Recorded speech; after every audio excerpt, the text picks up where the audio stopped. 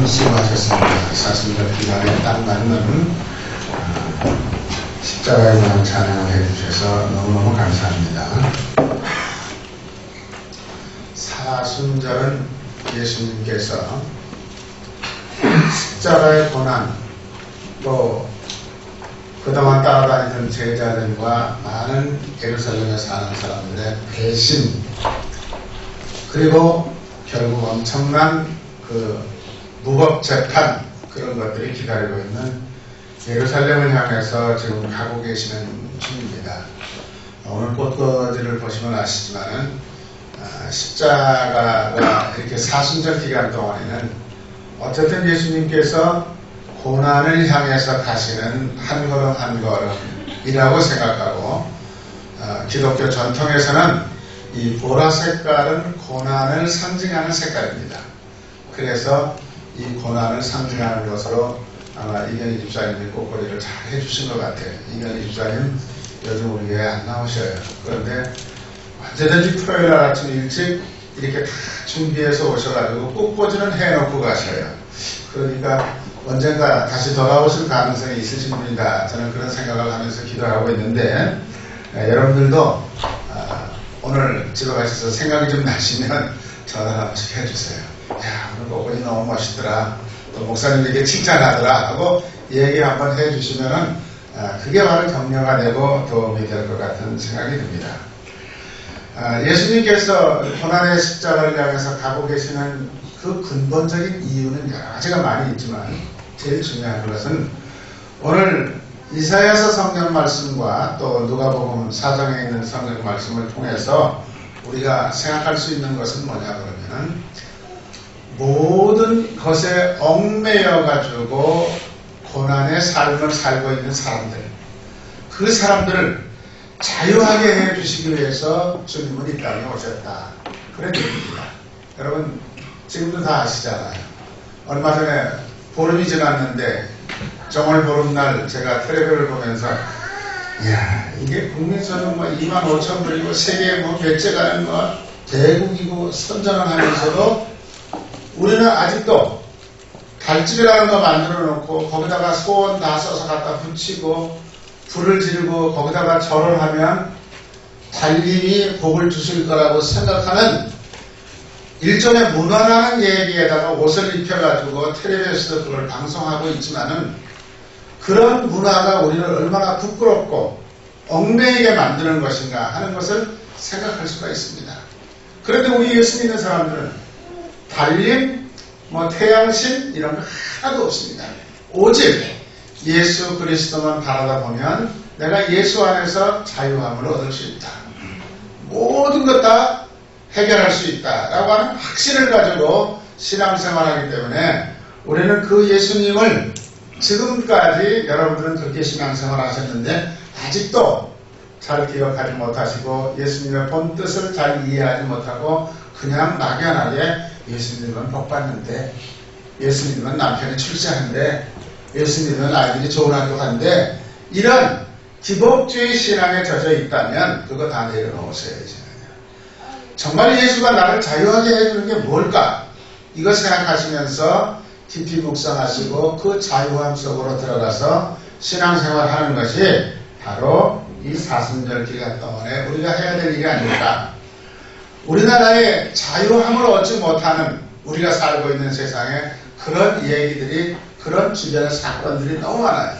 제일 먼저 제가 여러분들에게 말씀드리고 싶은 것은, 우리나라에는 자살공화국이라고 그러는 좋지 못한 명칭이 붙어 있습니다. 다른 나라 사람들이 만들어낸 얘기예요. 세계에서 자살률이 제일 높은 나라가 우리나라입니다. 그럼 여러분, 배고프고 굶주리고 어떻게 사람들은 죽으라고 해도 안 죽었는데 왜 먹을 게 많고 냉장고 들여다보면 어떤 걸 먹어야 되는가 고민이 될 정도로 입을 옷이 얼마든지 많이 있고, 자동차 한 대 없던 나라에서 집집마다 자동차가 2대, 3대씩 가지고 되었는데 왜 죽습니까? 여러분, 엄마 공부하기가 힘들어요. 1등 하다가 2등 되었다고 자살하는 학생들 매년 신문에 나옵니다. 여러분, 1등하고 2등하고 무슨 큰 차이가 있습니까? 때로는 1등 할 수도 있고 2등 할 수도 있고 꽁치갈 수도 있죠. 그게 뭐 그렇게 중요한 거 아니에요. 근데 우리나라 엄마한테 왜 그러는지 모르겠어요, 도대체가. 그래서 살다 보면 2등도 할 수 있어. 꽁치도 할 수 있어. 꽁치했다고 꼭 못 사는 거 아니고 그게 중요한 게 아니라 네가 사람 된 데니까 인격이 바로 형성돼야 되는 거야. 이걸 가르쳐야 되는데 1등, 2등 가지고 사람을 나누려고 하니까 이게 문제가 생기는 거예요. 그러니까 우리나라 실업률이 이렇게 늘어나는 겁니다, 여러분. 엄마들이 조금 생각을 좀 바꾸셔요. 어른들의 생각을 좀 바꾸셔야 됩니다. 제가 호주에 살면서 제가 살고 있는 교회에 브리스벤 한인 장로교회라는 교회인데 물론 제가 목회하는 교회는 아니지만 제가 거기 가서 그 교회를 다니고 있었습니다. 그런데 거기요. 한국에서 대학 다니다가 중간에 도중에 중퇴하고 워킹 헐러데이라는 이름으로 워킹 헐러데이가 뭔지 다 아셔요? 사과 같은 가서 사갔다고요. 바나나 농장에 가서 바나나 따는 거예요. 사과 10개 따서 한 봉다리 딱 담으면 얼마 계산해 주는 겁니다. 어떤 여학생 제가 만나가지고 물어보니까 넌 뭘 하니까 종일 팔을 뽑는데 팔을 뽑아가지고 한 달 묶으면 얼마 그렇기 때문에 하나라도 더 벌으려고 세부권에 나가서 팔을 뽑는다고 그래요. 그런 애들이요. 브리스벤 한인 장로교회만 매주일 300명이 모여요. 그래서 그 애들 예배 시간을 아예 따로 마련했어요. 그리고 시내 중심가가 애들이 오기가 제일 좋기 때문에 시내 중심가에 있는 호주교회를 빌려가지고 거기다가 그 아이들을 위해서 예배를 따로 드립니다. 그럼 걔들이 왜 거기 와서 그 고생을 할까? 너희들 여기서 이 팥 뽑고 바나나 따고 사과 따면서 왜 한국에 가서는 힘든 일을 안 하려고 그러니? 그러니까 한국에서는 못해요. 창피해서요. 우리 엄마가 창피하고 우리 아빠가 창피하고 나도 창피하고 모든 사람들이 그런 눈으로 본다는 거죠. 남의 나라 와서는 이렇게 굳은 일을 하고도 아주 행복한데 여기 와서는 안 된다는 거죠. 이게 이제 우리 문화가 이 아이들을 자살로 내몰고 있는 이유입니다. 여러분 이미 다 아시는데요. 한국이 자살률 세계에서 넘버원. 두 번째가 스웨덴입니다. 스웨덴은요. 세계에서 국민소득이 제일 높은 나라예요. 그런데 그 아이들이 거기서 죽어요. 그 다음에 스위스입니다. 스위스는요, 공원에 가면요, 젊은 애들이 쭉 나와가지고, 앉아가지고 전부 다 누가 보거나 말거나 전부 마약 주사 놓고 앉았어요. 자기 손에다가. 어디를 가든지 볼 수 있습니다. 그러다가 나중에 정신이 까닥 걸어가지고 죽어요. 그 다음에 일본이에요. 여러분 보세요. 가난한 나라 치고 자살하는 사람들 없습니다. 청소년 자살의 64.6%가 학교 성적 때문에 자살한대요. 매일 40명의 학생들이 자살하고 있습니다. 매일. 지금도, 오늘도, 오늘 이 주일날도 우리나라에서 40명 넘게 사람들이 스스로 목숨을 끊고 있는데 그 가운데 40명 가운데 5, 6명이 공부해야 될 청소년들이라는 거예요. 그럼 얘들이 왜 이렇게 자유함을 얻지 못하고 주변에 있는 모든 압력 때문에 생명을 포기할 수 없게 되는 것일까? 매년 300명의 대학생들이 자살을 합니다. 얼마 전에는 신문에 나왔는데 카이스트 우리나라의 공과 계통에서는 서울대 공대보다도 더 좋은 카이스트에 들어간 학생이 4년 동안 공부하고 난 다음에 이제 조금씩 졸업이에요. 그런데 자기 아파트 12층에서 떨어져서 자살을 했어요. 그러니까 꼭 못하는 애들만 죽는 것도 아니야. 제일 좋은 대학에 들어가서 4년을 공부하고 이제 졸업하고 세상에 나와야 되는데 그 안에서도 도토리 키재기식으로 계속해서 경쟁만 배웠지 사람답게 이 땅에서 행복하게 사는 방법을 배우지 못했다는 거예요. 이게 이제 문제예요. 오늘 설교의 제목이 그냥 자유케 하시는 예수님 그랬지만 사실은 눌린 자를 자유케 하시는 예수님입니다. 눌린 자를 자유케 하시는 예수님. 제가 몇 년 전에 서울에 왔다가 EBS 방송을 딱 틀었는데 에쿠스라고 하는 영화를 하더라고요. 그래서 여러분들 아시잖아요. 에쿠스. 여기 에쿠스 자동차 타고 가시는 분 계시죠? 무슨 뜻인지 아세요? 이게 히라버인데 개선 장군이 신약의 전쟁에 이기고 맨 앞장서서 타고 들어오는 말을 에쿠스라고 해요. 그리고 또 다른 말로 하면은 이제 요거는 요즘에 이제 영어에서 만들어낸 거죠. 에쿠스가 뭐냐? Excellent Quality Universal Supreme Ultimate.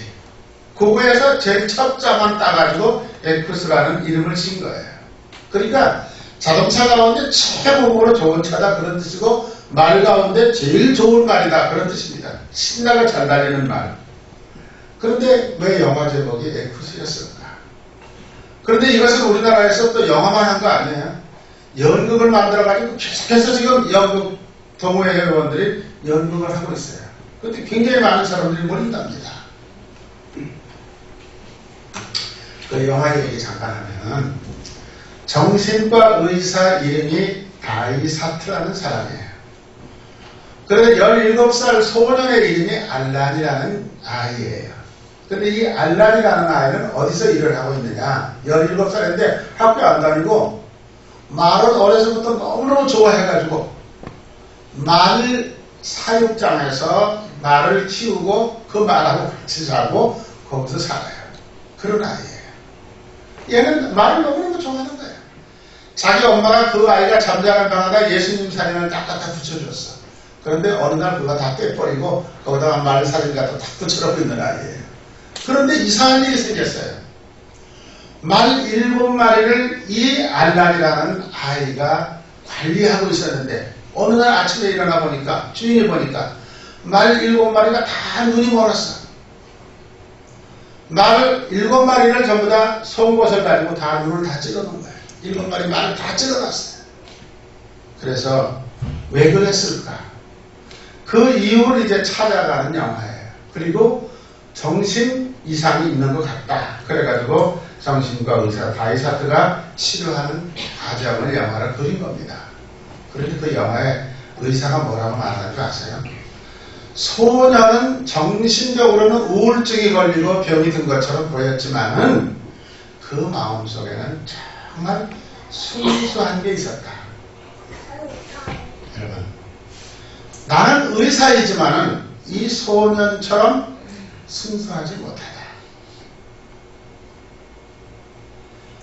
이런 얘기가 여기 쭉 나와요. 저는 그 영화를 보면서 그래, 나도 목사인데 내가 정말 순수한 목사인가 그런 생각이 참 많이 들었어요. 그래서 마치 저도 이 영화를 통해서 고발당하는 것 같은 생각이 들었어요. 그런데 이런 얘기가 왜 여기 나오느냐 그러면 그 아버지가 굉장히 엄격한 사람이야. 이 아이에게 텔레비도 못 보게 해. 야, 텔레비는 전부 다 좋은 거 너한테 덕대니까 하나도 없어. 텔레비 꺼. 보고 싶은데 못 보게 하는 거예요. 그리고 그 엄마는 교회는 열심히 다니는데 무조건 교회를 다니는 사람이야. 그냥 광신적으로. 그래서 이 아이하고는 무조건 예수만 가르치는 거야. 다른 게 하나. 방에다가 예수님 사인 갖다 붙여놓고 너 왜 성경 안 읽어? 너 왜 기도 안 해? 너 왜 주일날 교회 갈 생각 안 해? 맨날 여덟만 치는 거예요. 그런데 이 아이가 엄마를 바라다 볼 때는 자기 엄마 삶이 세상 말로 개판이야. 말만 그렇게 하지 실제적으로는 예수님이 가르쳐주는 것처럼 안 산다 이거예요. 그리고 어느 날 얘가 집을 뛰쳐나갑니다. 몰래 나가서 성인 영화관에 가요. 그런데 자기 아버지 거기가 앉아있어. 그래서 뛰쳐나가요. 자, 봐라. 우리 아버지는 알고 보면 TV도 못 보게 하면서 지는 몰래 가서 성인 영화 보고 앉아있고 저런 사람들한테 내가 부모라 그래서 뭘 배울 게 있느냐. 그러면서 말을 기르는 중에 말이 그 마을간에서 어떤 여학생을 만나가지고 여학생하고 사랑을 나눠요. 그런데 이 소년의 생각은 자기들이 키스하고 자기가 끌어안고 있는 거를 저놈의 말들이 다 보고 있다 이래. 그러니까 못 보게 해야 된다. 다 눈을 찌르는 거죠. 뭐 얘기는 하는 그런 얘기예요. 제가 영화 얘기를 길게 할 수는 없고, 어쨌든 이 의사가 얘기하는 것처럼 어느 정도 병은 들었지만 그 아이 마음속에는 정말 자기 부모에게 기대하는 순수함이 있었다는 거죠. 그리고 열정이 있었다는 거예요. 그래서 어쩌면 나도 의사이면서 이 소년 앞에서는 부끄러운 일이 너무 많다. 이런 얘기를 하는 겁니다. 여러분, 예수님께서 이 땅에 오신 이유가 뭡니까? 왜 오셨을까요? 사순절이니까 그거 생각하셔야 돼요. 하늘 보좌를 버리시고 그 영광스러운 자리를 버리시고 왜 마구간에서 인간의 모습으로 태어나셨을까? 도대체 이유가 뭔가? 지금 세상에 존재하는 모든 종교 지도자들 가운데 마구간에서 난 사람 한 사람도 없어요.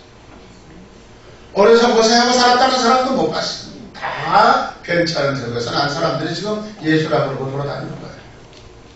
그런 사람들이 또 사이비 종교를 만들어가지고 자기들이 교주라고 그러고 돌아다니는 거예요.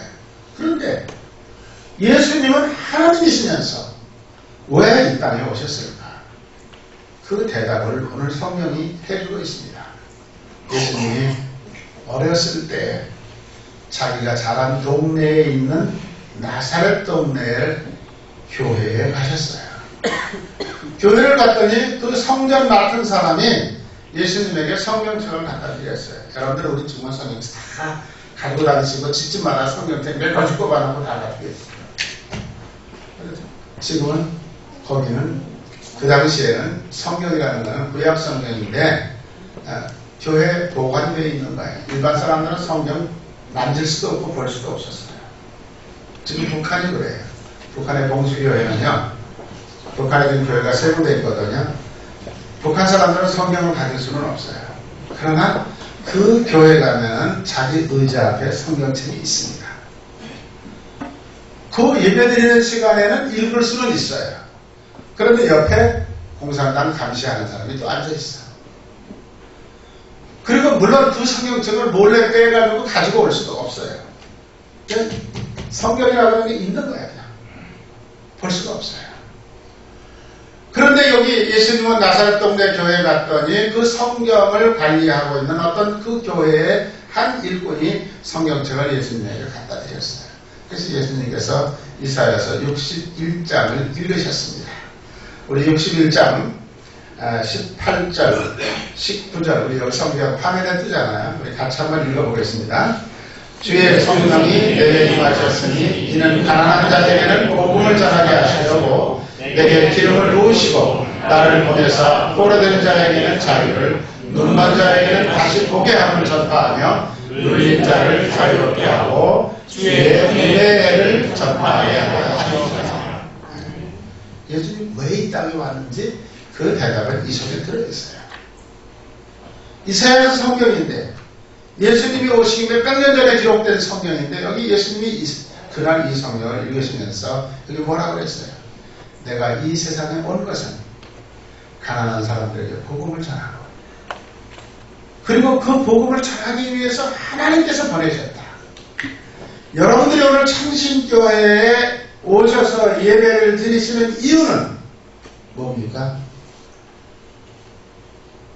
하나님께서 포로된 자에게 자유를, 눈먼 자에게 다시 보게 함을 전파하고 눌린 자를 자유롭게 해주기 위해서 여러분들을 쓰시기 위해서 이 자리로 불러서 이 자리에 앉혀주신 거예요.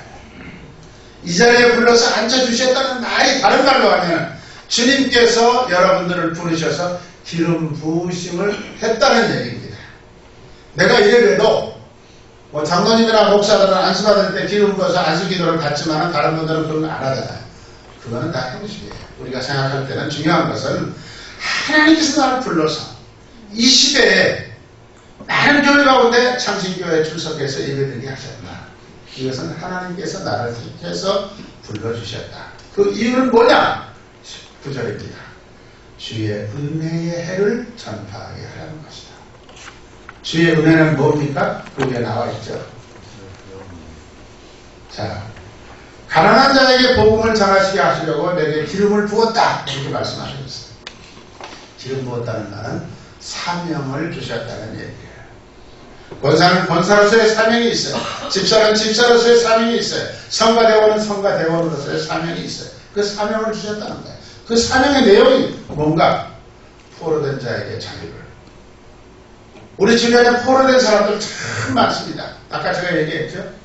달에다가 절하면 복 받을 거라고 하는 거는 달의 그 귀신의 그 미신의 포로가 된 사람이에요. 시집가고 장가갈 때 꼭 뭐 생년월일 적어가지고 쪽지 교환해가지고서 사주 팔자 보는 거, 그것도 다 그런 옛날 습관의 포로가 된 사람들이에요. 우리 몽골 학생들이 있는데 제가 몇 번 얘기했죠. 몽골에 가면요, 이렇게 언덕을 넘어갈 때마다 이렇게 선앙당이라고 하는 게 있어요. 근데 거기는 꼭 파란 흠겁을 거기다가 붙들어내고 가야 돼요. 그 몽골 사람들은 어떻게 생각하느냐? 파란 흠겁을 거기다가 붙들어내면 귀신이 거기까지 따라왔다가 아이고 파란색이 있네 하고 도망을 간다는 거예요. 그럼 또 자유스럽게 가는 거죠. 그래서 주머니에 어디를 떠나려고 꼭 주머니에 파란 흠겁을 찢어가지고 넣고 다녀요. 그런데 중국 사람들은 어떠냐? 그거 몽골하고 중국하고 국경 하나야. 그런데 중국 사람들은 빨간색 천을 가지고 다녀. 자동차를 사면요, 새 차를 사면요, 그 새 차를 설명하는 봉투가 있어요. 여러분 차 사면 다 나오잖아요. 그 봉투 안에 빨간 천이 4개 들어있어요. 그 왜 거기다 넣어놨느냐? 운전대에다 하나 붙들어내고, 뒤에 연기 나오는 데 하나 붙들어내고, 양쪽에 앞바퀴에다 붙들어내고, 그러고 가면 귀신이 못 쫓아와서 사고가 나지 않는다. 다 그렇게 붙들어내고 다녀요. 그러니까 이게 뭐래요? 포로된 거죠. 거기 붙들려 사는 거죠. 그것 때문에 꼼짝을 못하고 사는 거죠. 우리나라 사람들 이사 가는데 날 받아가지고 이사 가잖아요. 무슨 날을 받아요? 비 안 오는 날 받아야 될 텐데 그게 아니잖아요. 점쟁이 찾아가서 손 없는 날, 나 손이 뭔지 모르겠어요. 손 없는 날이래. 오늘 동쪽에는 손이 없습니다. 그러면 그날은 다 동쪽으로 가는 사람들이 이사를 가는 거예요. 오늘은 동서남북 손이 없습니다. 그러면 그날은 자동차를 못 빌린대요. 서울 갈 때. 빌릴 수가 없대요. 이게 뭐냐?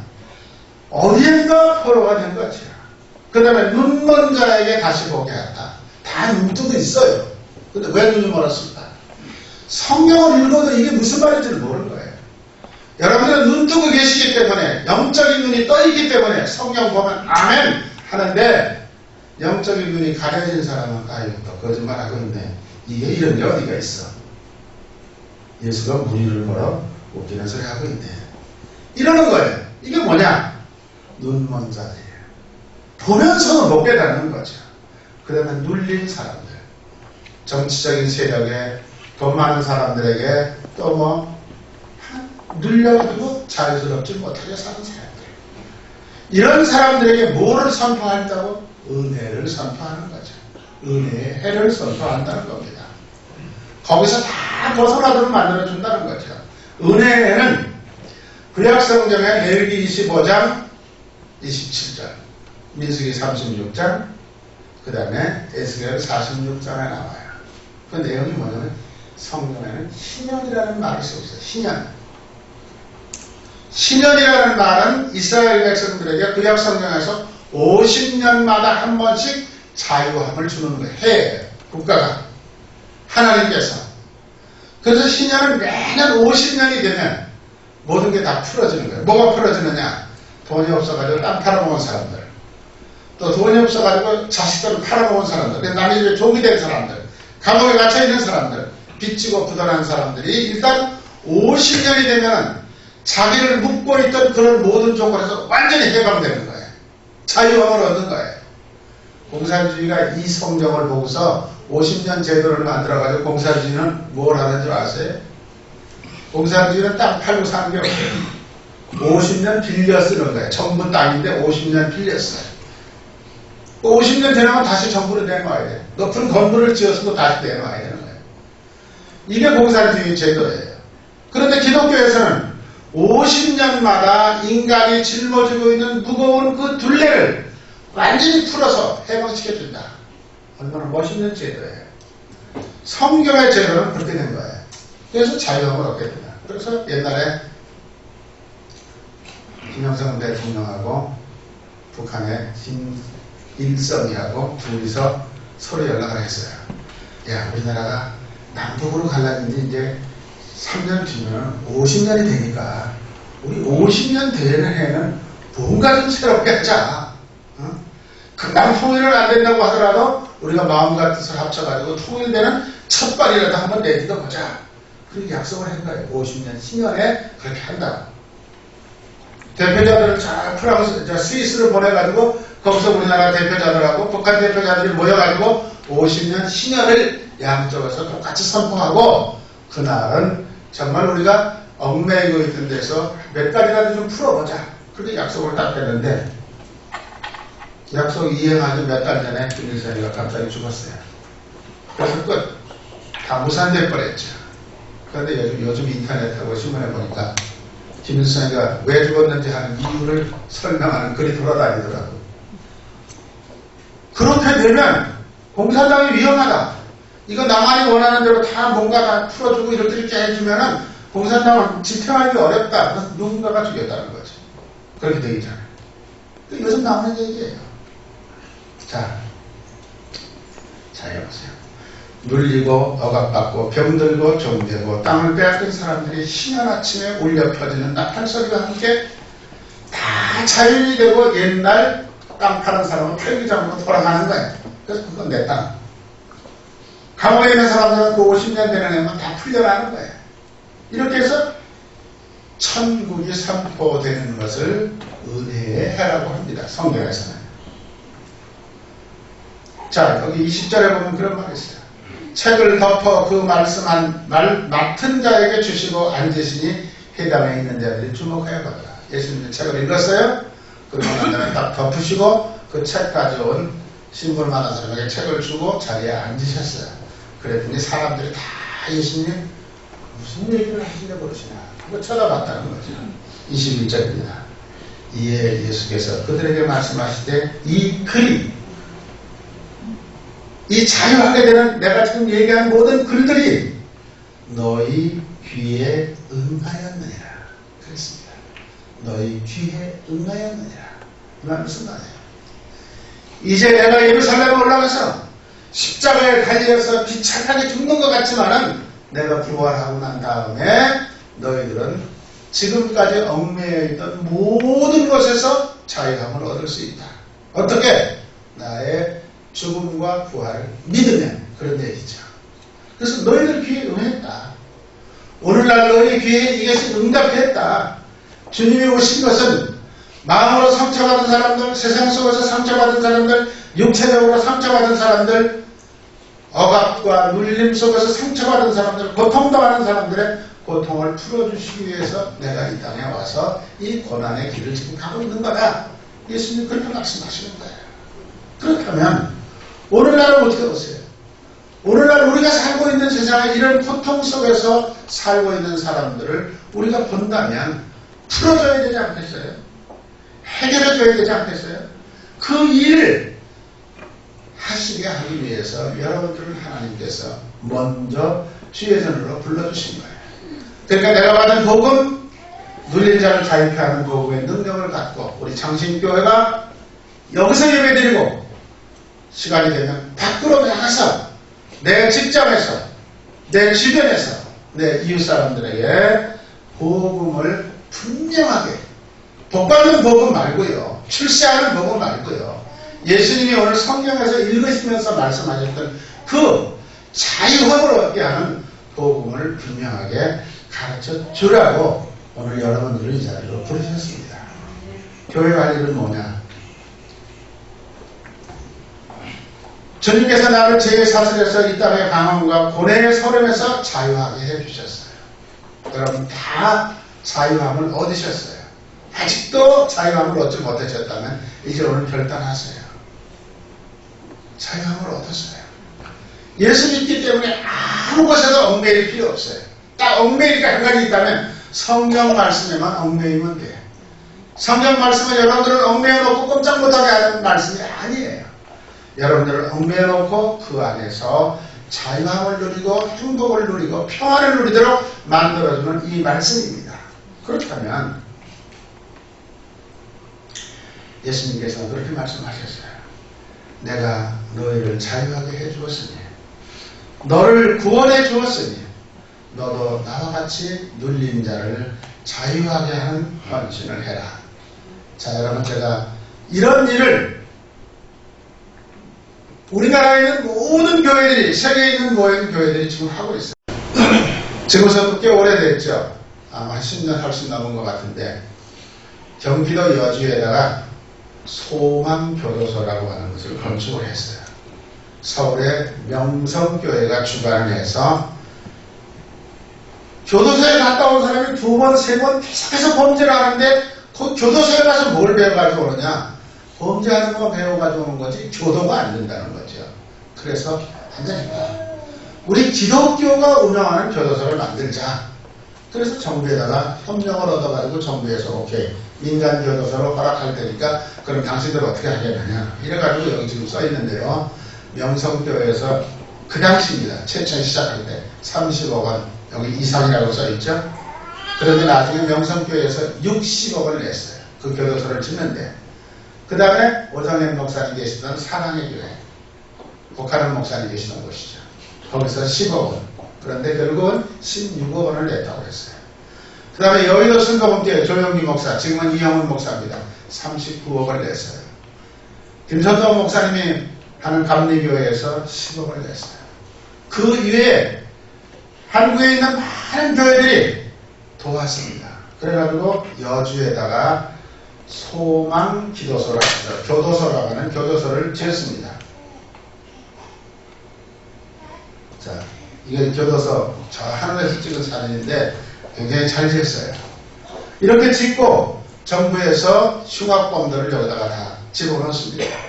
그리고 지금까지 이제 교도행정은 물론 국가에서 하고 있지만 그 안에 모든 프로그램은 기독교적으로 만들어가지고 매일 아침 새벽 기도하고 성경 가르치고 이렇게 하면서 지금 교도소를 운영하는데 재범들이 굉장히 많이 떨어지고 있답니다. 다른 데는 재범이 10번, 20번 계속 올라가는데 여기는 자꾸 떨어지고 있대요. 그래서 정부에서 앞으로 이런 기독교 교도소를 많이 만들었으면 좋겠다. 이런 얘기도 지금 하고 있습니다. 자, 그래서 여기 보세요. 국내 최초 민영교도소 소망교도소라. 이렇게 거기 가면 크게 이렇게 써놨어요. 바로 우리 기독교인들이 이런 거 하는 거라는 거죠. 나가서 눌림받고 억눌림 이거는 커다란 일이에요. 작은 일이라도 괜찮아요. 자, 여러분. 요즘 대안학교라는 게 있어요. 우리는 참신 다 학교에 관련되신 분들이 많으니까. 대안학교라는 거는 정규 학교에서 공부를 못하고 왕따 해가지고 완전히 삶을 포기한 애들을 불러다가 따로 앉혀가지고 공부시키는 것이에요. 그런데요, 제가 인터넷에서 통계를 뽑아보니까요, 전국에 대안학교가 교육부가 관할하고 위탁교육을 정식으로 명령한 학교가 20개 있어요. 그런데 경남에는요, 부산에 하나, 울산에 하나밖에 없어요. 경상남도 하나도 없습니다. 물론 교회에서 대안학교라고 하는 데는 돌아 있어요. 그런데 그건 국가의 허가를 받고 하는 거 아니에요. 그냥 목사님들이 그냥 자기네 교회에서 데려다 하는 거예요. 우리가 여기서 두 가지 배워야 돼요. 교회가 분명하게 국가가 법을 가지고 있으면 그 법 테두리 안에서 모든 일을 해야지. 우리 교회는 치외법권이다 하는 식으로 무시하고 하는 것은 옳은 방법은 아니에요. 그렇다면 우리가 모슬렘교를 나무랄 이유가 자격이 없어요. 모슬렘 사람들이 그렇게 하거든요. 자기네 법 가지고 다 안다. 한국의 모슬렘교회 사람들이 무슨 문제를 일으켜도 우리나라 경찰에서 잡아다 가지지 못합니다. 왜? 우리는 모슬렘법에 의해서 처리하니까 안 된다고 딱 막아서는 거예요. 자, 여러분 보세요. 그러면 이거는 지금 중학교, 고등학교만이에요. 중학교 학생이 지금 현재 대안학교에 우리나라에 가 있는 애들이 842명이에요. 고등학교 학생들은 1900명이에요. 결국 2700명 정도가 대안학교에서 공부를 하고 있고 거기서 공부한 것은 인정을 받아가지고 자기가 원래 다니던 학교에서 졸업장도 받을 수 있습니다. 그런데 여러분, 이런 애들이 우리나라에 지금 2700명만 있어요. 부모로부터 매맞고 쫓겨나온 아이들만 하더라도 10,000명이 넘어요. 이런 거 생각하면 우리 교회들이 할 일이 참 많아요. 그런 아이들 어떻게든지 편안하고 자유함을 얻을 수 있도록 도와주는 프로그램을 해야 되지 않을까. 그 다음에 제가 이거 그전에 한번 보여드렸어요. 제가 호주에서 목회할 때 이거 북한 나진에다가 갖다 지은 고아원이에요. 지금 그 당시 지을 때 찍은 사진이기 때문에 오래된 사진이죠. 2,500평의 건평. 이렇게 큰 건물을 누가 지었느냐? 호주 교인들이 헌금해서 지은 겁니다. 누구를 위해서? 고난당하고 있는 북한 사람들을 위해서, 어린이들을 위해서. 여러분. 그리고 이 침대, 애들이 잠자는 침대예요. 이거는 통합적 장로교회에서 10만 불을 주어서 다 침대 만들고 이불 두껍게 만들고 이렇게 거기는 난방시설이 안 돼요. 그런데 6개월이 추워요. 집 없는 3살, 4살 아이들이 다 들어와 있어요. 그래서 따뜻하게 해줘야 돼요. 가서 만드는 거죠. 그 다음에 이건 애들이 밥 먹는 시간이에요. 이 애들 다 유치원 다니는 조그만 애들이에요. 밥그릇 한번 보실래요? 이렇게 많이 먹어요. 삼시세끼 이렇게 먹여놓으니까 애들이 서울 아이 같아. 똑같아. 애들이 한 2년 지나니까 얼굴이 달라져요. 그런데 북한 정부가 뭐라고 그러는지 알아요? 우리 조선인민공화국은 똑같이 먹고 굶어도 똑같이 굶어야 되는 나라인데 그 안에다가 너무 잘 먹으니까 밥을 좀 줄여주십시오. 옷도 좋은 거 입히지 마십시오. 뭐 그러는 나라예요. 하여간 요즘은 더 복잡하지만 어쨌든 그러나 어느 나라에서 살든지 간에 고통당하는 사람들의 문제를 해결해주기 위해서 교회는 관심을 가져야 된다는 겁니다. 이와 같이 세상이 못하는 일들 교회가 관심을 가질 때 교회는 세상 속에서 인정받고 사랑받게 되는 것입니다. 바로 그게 교회가 해야 할 빛과 소금의 직분이죠. 뭐 이런 커다란 일 아니라도 조그만 일이라도 우리 주변에 할 수 있는 일들이 많이 있어요. 여기 지금 창원 지역에도 탈북자들이 굉장히 많이 와 있습니다. 아이고 그런 데로 여러 가지 속을 새겨 이렇게 말하는 그리스도인들도 참 많아요. 그러나 여러분 얼마나 힘들었으면 여기까지 왔겠어요. 그리고 그동안 얼마나 고생 많이 했겠어요. 우리가 말 한마디라도 따뜻하게 참 고생 많았지 힘들었지 하고 따뜻한 소리라도 붙들어주고 관심을 가져준다면 그분들이 이 나라 살만 나는 나라라고 얘기할 텐데 하고 싶대요. 여러분 이럴 때 우리 그리스도인들이 할 수 있는 일이 뭘까? 또 여기 창원에는 각국에서 온 노동자들이 굉장히 많아요. 그 노동자들이 다 이렇게 소외받고 있습니다. 열심히 일해주고 월급도 제대로 못 받고 다음에 준다 밀어놓고 떼먹고 안 주고 나오면은 또 외국에서 왔다고 말 안 통한다고 사람들한테 발설하고요. 여러분 이럴 때 우리들이 작은 정성이라도 빛과 소금의 직분을 감당하는 일이 우리가 해야 될 일이 아닐까. 시편 146편 1절과 2절에 보면 이런 말이 있습니다. 할렐루야. 내 영혼아 여호와를 찬양하라. 나의 생전에 여호와를 찬양하며 나의 평생에 내 하나님을 찬송하리로다. 엉뚱한 사람들을 위해서 정의로 심판하시는 주림자들에게 먹을 것을 주시는 이시로다. 여호와께서는 갇힌 자들에게 자유를 주신다. 성경은 이런 얘기 너무 많아요. 그래서 여러분들은 우리 사순절 기간 동안에 우리들의 믿음을 다시 한번 되돌아보시면서 주님 앞에 바른 그런 삶을 살도록 결단하시는 주일이 되시면 좋겠습니다. 기도하시겠습니다. 예수님께서 이 땅에 오신 것은 주림자들에게, 억눌린 자들에게, 고통당하는 자들에게, 상처당한 자들에게 자유함을 주시기 위해서 오셨다고 성경은 우리들에게 분명히 가르쳐주고 있습니다. 이 시대에 하나님께서는 우리를 일꾼으로 부르시고 이 자리에 불러다가 앉혀주셨습니다.